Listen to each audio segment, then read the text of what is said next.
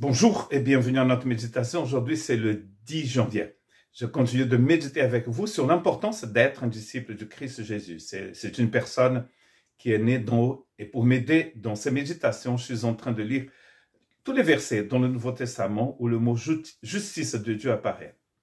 Et aujourd'hui, je voudrais lire avec vous dans Jacques chapitre 2, verset 23. Ainsi s'accomplit ce que dit l'Écriture. Abraham crut à Dieu et cela lui fut imputé à justice et il fut appelé ami de Dieu.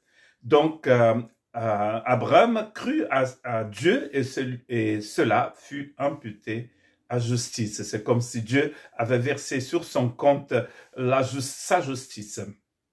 Ce texte, surtout le texte qui vient, ce que Jacques est en train de dire, c'est que, je vais vous lire, lisons en fait, à partir du verset 20. Donc là, c'était le verset 23. Veux-tu savoir, ô homme vain, que la foi sans les œuvres est inutile? La foi sans les œuvres est inutile. D'un côté, Paul nous dit dans Éphésiens que nul n'est sauvé par les œuvres, mais seulement par la grâce.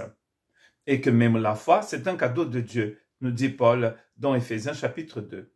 Or, ici, Jacques est en train apparemment de dire autre chose, que pour être sauvé, nous avons besoin des œuvres aussi. Car la foi sans les œuvres est inutile. Si on s'était arrêté là, on allait penser que Jacques et Paul ne sont pas d'accord en ce qui concerne la grâce et la foi.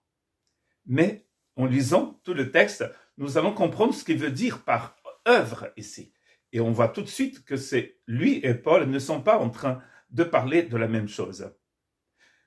Veux-tu savoir, ô homme vain, que la foi sans les œuvres est inutile? Abraham, notre père, ne fut-il pas justifié par les œuvres lorsqu'il offrit son fils Isaac sur l'autel? Tu vois que la foi agissait avec ses œuvres et que par les œuvres, la foi fut rendue parfaite. Ainsi s'accomplit ce que dit l'Écriture. Abraham a cru à Dieu et cela lui fut imputé à justice. Et il fut appelé ami de Dieu. Vous voyez que l'homme est justifié par les œuvres et non par la foi seulement. Et là, nous avons un exemple qui va nous aider énormément à comprendre ce que Jacques veut dire. Parce qu'il ne va pas seulement utiliser l'exemple d'un patriarche, il va utiliser l'exemple d'une dame qu'il appelle ici prostituée. D'ailleurs, c'est Jacques qui nous dit que Rahab était prostituée. Certains vont même penser qu'elle a abrité chez elle des prostituées. Rahab, la prostituée, ne fut-elle pas également justifiée par les œuvres lorsqu'elle a reçu les messagers et qu'elle les fit partir par un autre chemin? Comme le corps sans esprit est mort, de même la foi sans les œuvres est morte. Spurgeon, le pasteur baptiste anglais, il a dit une chose très intéressante qui va nous aider à comprendre peut-être ce que Jacques veut dire ici.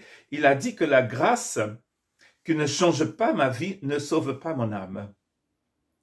Et je pense que c'est de cela dont Jacques est en train de parler.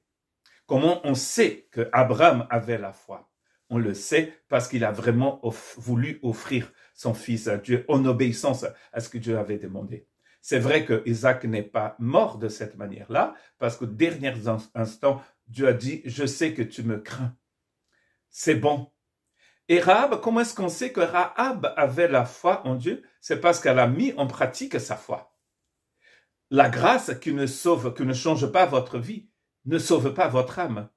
C'est pas dans la Bible, mais c'est exactement ce que Jacques est en train de dire. Comment est-ce qu'on sait qu'une personne est sauvée? Par la vie qu'elle vit. Comment est-ce qu'on connaît un arbre? Par ses fruits. Si nous avons des discours incroyables, mais si notre vie démontre autre chose, c'est possiblement parce que nous n'avons pas vraiment la foi. C'est quand on voit la pratique, c'est quand on voit les fruits qu'on voit la foi. Que Dieu vous bénisse.